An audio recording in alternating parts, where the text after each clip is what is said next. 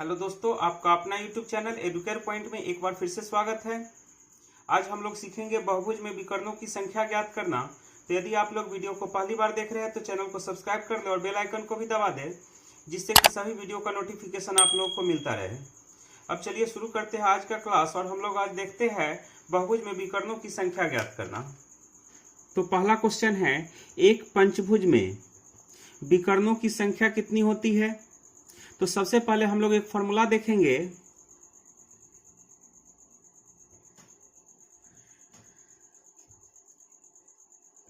बहुभुज में विकर्णों की संख्या।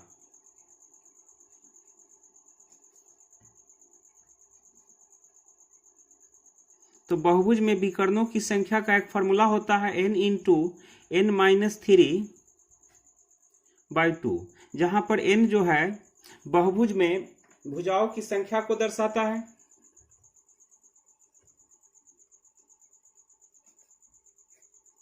n बहुभुज में भुजाओं की संख्या को दर्शाता है। तो यहां पर कहा गया है एक पंचभुज में। तो पंचभुज, तो जिस बहुभुज में 5 भुजा हो उसे क्या कहते हैं? पंचभुज। तो यहां पर n कितना है? 5। हमें निकालना है विकर्णों की संख्या। तो विकर्णों की संख्या बराबर फॉर्मूला है n इंटू n माइनस 3/2। तो 5 इंटू 5 घटे 3/2। तो 5 गुने 5 में 3 घटाएंगे तो कितना आ जाएगा? 2। अब बटे 2, 2 से 2 कैंसिल कर देंगे तो कितना आ जाएगा? 5। यानी कि पंचभुज में विकर्णों की संख्या कितनी हो जाएगी? 5। तो इसका सही आंसर होगा ऑप्शन बी। चलिए अब देखते हैं अगला क्वेश्चन। एक षष्ठभुज में विकर्णों की संख्या कितनी होती है। तो सबसे पहले हम लोग देखते हैं कि षष्ठभुज क्या होता है। तो जिस बहुभुज में 6 भुजा हो उसे क्या कहते हैं? षष्ठभुज। तो यहाँ पर भुजाओं की संख्या 6 है, तो n कितना हो जाएगा? 6। हमें निकालना है विकर्णों की संख्या।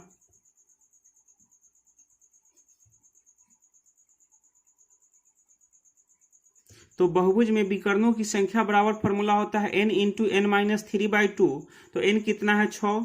तो 6 इंटू 6 माइनस 3/2। तो 6 को 2 से काट देंगे, 2 3 6, 3 बार में। तो 3 गुने 6 में 3 घटा देंगे तो कितना आ जाएगा? 3। तो 3 में 3 से गुना कर देंगे, 3 3 9। तो षष्ठभुज में विकर्णों की संख्या कितनी हो जाएगी? 9। तो इसका सही आंसर हो जाएगा ऑप्शन सी। चलिए अब देखते हैं अगला क्वेश्चन। 27 भुजाओं वाले बहुभुज में विकर्णों की संख्या होती है। तो यहां पर बहुभुज में भुजाओं की संख्या यानी कि n कितना है? 27। हमें निकालना है विकर्णों की संख्या। तो बहुभुज में विकर्णों की संख्या बराबर फॉर्मूला होता है n इंटू n माइनस 3/2। तो यहाँ पर n कितना है? 27। तो 27 इंटू 27 माइनस 3/2। तो 27 गुने 27 में 3 घटा देंगे तो कितना आ जाएगा? 24/2। अब 24 को 2 से काट देंगे, 12 दूना 24, 12 बार में। तो 27 गुने 12। तो अब 27 और 12 में गुना कर देंगे, कितना हो जाएगा? 27 दूना 54 और 27 इकाई 27।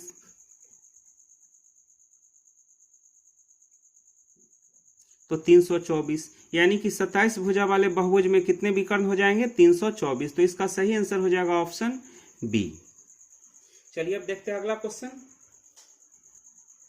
एक 19 भुज में विकर्णों की संख्या कितनी है। तो यहाँ पर 19 भुज कहा गया है, तो n कितना है? 19। यानी कि बहुभुज में भुजाओं की संख्या 19 है। निकालना है विकर्णों की संख्या। तो बहुभुज में विकर्णों की संख्या बराबर फॉर्मूला होता है n इंटू n माइनस 3/2। तो n कितना है? 19। तो 19 इंटू 19 माइनस 3/2। तो 19 गुने 19 में 3 घटा देंगे, कितना आ जाएगा? 16/2। तो 2 8 16। तो अब 19 और 8 को गुना कर देंगे तो 19 8 152। तो इसका सही आंसर हो जाएगा ऑप्शन सी। यानी कि 19 भुज में विकर्णों की संख्या कितनी हो जाएगी? 152। अब चलिए अगला क्वेश्चन देखते हैं। 26 भुजा वाले समभुज में विकर्णों की संख्या होगी। तो यहाँ पर बहुभुज में भुजाओं की संख्या कितना है? 26। निकालना है विकर्णों की संख्या, तो बहुभुज में विकर्णों की संख्या का फॉर्मूला होता है n इंटू एन माइनस 3/2। तो n कितना है 26, तो 26 इंटू 26 माइनस 3/2।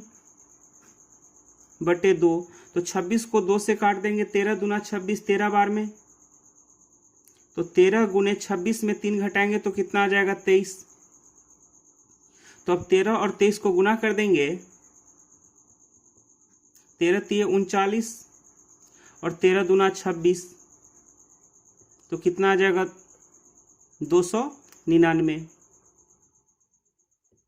यानी कि 26 भुजा वाले बहुभुज में विकर्णों की संख्या कितनी हो जाएगी 299। तो इसका सही आंसर हो जाएगा ऑप्शन सी। अब चलिए देखते हैं अगला क्वेश्चन।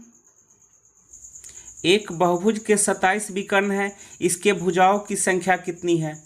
तो यहां पर बहुभुज के विकर्णों की संख्या दी गई है, विकर्ण कितना है 27 और पूछा जा रहा है भुजाओं की संख्या। तो बहुभुज के भुजाओं की संख्या को हम मान लेते हैं n। तो बहुभुज में विकर्णों की संख्या बराबर फॉर्मूला होता है n इंटू एन माइनस 3/2। तो यहाँ पर विकर्ण दिया हुआ है 27, तो 27 बराबर n इंटू एन माइनस 3/2। तो 27 में 2 से गुना कर देंगे, 27 दूनी 54 बराबर n इंटू एन माइनस 3। अब यहाँ पर ऑप्शन से हम n का मान रख करके चेक करेंगे कि 54 किस में आ रहा है। तो पहला ऑप्शन ए में है 9, तो n का मान यदि हम 9 रखते हैं तो 9 गुने 9 में 3 घटा देंगे, कितना आ जाएगा 6, 9 छक्का 54। तो इसका सही आंसर हो जाएगा ऑप्शन ए 9, यानी कि बहुभुज में भुजाओं की संख्या कितनी हो जाएगी 9। तो दोस्तों इस वीडियो को हम यहीं पर समाप्त करते हैं। अगले वीडियो में मिलेंगे कुछ और प्रश्नों को लेकर, तब तक के लिए धन्यवाद।